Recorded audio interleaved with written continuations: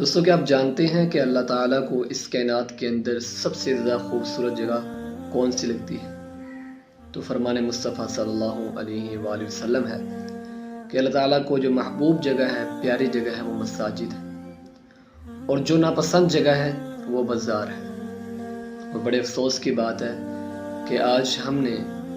ان بازاروں کو جو اللہ تعالیٰ کو ناپسند ہے ان کو ایسا بھر دیا ہے کہ گزرنے کی جگہ نہیں بچتی، اور جو مساجد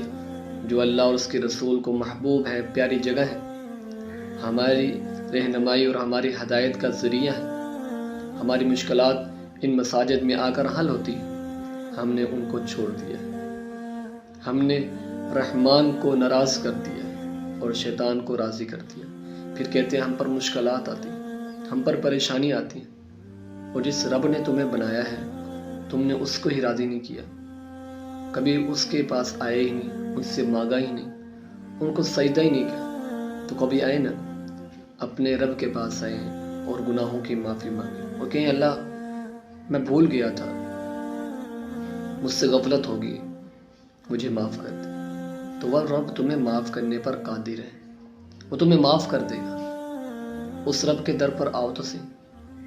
ان بازاروں کو چھوڑ کر، ان گندی محفلوں کو چھوڑ کر، ان غلط ارادوں کو چھوڑ کر ایک مرتبہ صرف اللہ کے سامنے آ جاؤ۔ جو سکون تمہیں سجدے میں ملے گا وہ دنیا کے کسی کونے میں نہیں ملے گا۔ ہاتھ اٹھا کر جب مانگو گے،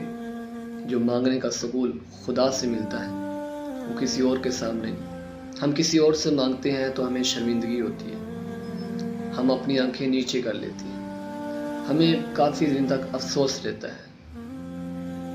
لیکن اللہ سے مانگنے سے ہمیں فخر محسوس ہوتا ہے، اور ایک اتنا سکون ملتا ہے کہ زندگی میں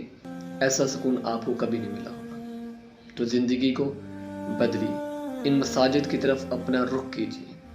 یہ مسجدیں ہمارے لیے بہت بڑا ذریعہ ہیں۔ کوئی بھی مشکل ہوتی تھی صحابہ پر تو صحابہ کہتے ہیں ہم مسجد میں آتے تھے، ہم 2 رکعت نماز پڑھ کر دعا کیا کرتے تھے، استخارہ جسے ہم کہتے ہیں، وہ استخارہ کیا کرتے تھے، تو اللہ تعالیٰ ان کی پریشانی دور کر دیا کرتے تھے۔ نبی پاک صلی اللہ علیہ وسلم کا فرمان ہے کہ تمہیں اگر تسمہ بھی چاہیے، نمک بھی چاہیے، تو وہ بھی اللہ تعالیٰ سے مانگو۔